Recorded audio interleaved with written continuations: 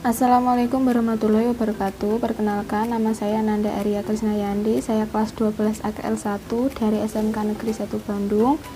Di sini saya akan menyampaikan materi tentang masa reformasi dari tahun 1998 sampai sekarang. Masa reformasi atau biasa disebut dengan era reformasi terjadi setelah Presiden Soeharto mengundurkan diri dari kepemimpinannya pada tanggal 21 Mei 1998. Mundurnya Presiden Soeharto dilatar belakangi krisis moneter pada tahun 1997 yang menimbulkan ketidakpuasan masyarakat dan memicu terjadinya demonstrasi besar-besaran yang dilakukan oleh berbagai aksi mahasiswa di wilayah Indonesia. Kemudian, kerusuhan-kerusuhan terjadi hampir di setiap daerah di Indonesia. Akibatnya, pemerintahan Orde Baru di bawah kepemimpinan Presiden Soeharto pun mendapat banyak tekanan politik baik dari dalam negeri maupun luar negeri. Dari luar negeri, Amerika Serikat secara terbuka meminta agar Soeharto mengundurkan diri dari jabatannya sebagai presiden.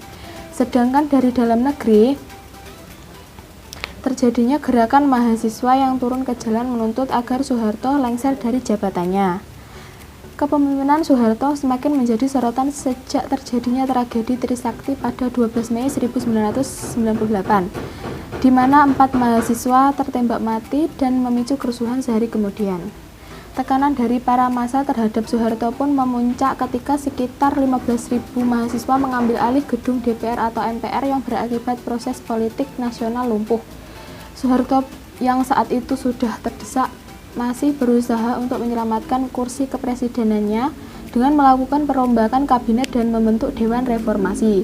Tetapi pemberontakan yang dilakukan oleh para mahasiswa ini membuat Presiden Soeharto tidak memiliki pilihan lain selain mengundurkan diri. Pada 21 Mei 1998, di Istana Merdeka, Presiden Soeharto secara resmi menyatakan dirinya berhenti menjabat sebagai Presiden Indonesia. Melalui Undang-Undang Dasar 1945 Pasal 8, Soeharto segera mengatur agar Wakil Presiden B.J. Habibie disumpah untuk menjadi penggantinya di hadapan Mahkamah Agung. Sejak saat itu, kepemimpinan beralih dari Soeharto ke B.J. Habibie dan terbentuk era reformasi.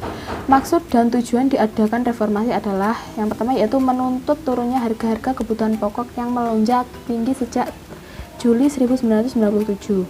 Yang kedua yaitu menuntut MPR untuk tidak kembali mencalonkan Soeharto sebagai presiden untuk periode ke-7.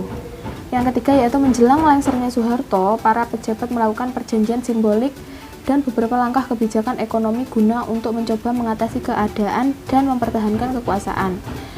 Usai Soeharto lengser, pemerintahan Indonesia dipimpin B.J. Habibie yang menjabat sejak 21 Mei 1998 sampai 20 Oktober 1999. Meski sebentar, pemerintahan B.J. Habibie mampu menyelamatkan Indonesia dari krisis moneter lebih dalam.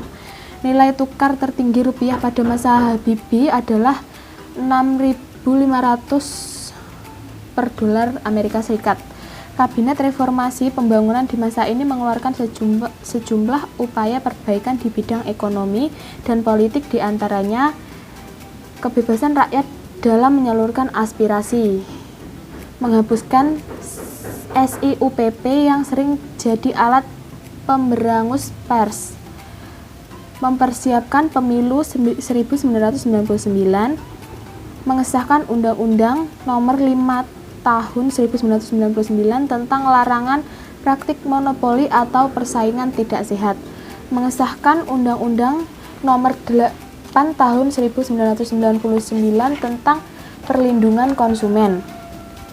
Gejolak politik di era reformasi semakin mendorong usaha penegakan kedaulatan rakyat dan bertekad untuk mewujudkan pemerintahan yang bersih dari korupsi, kolusi, dan nepotisme yang menghancurkan kehidupan bangsa dan negara.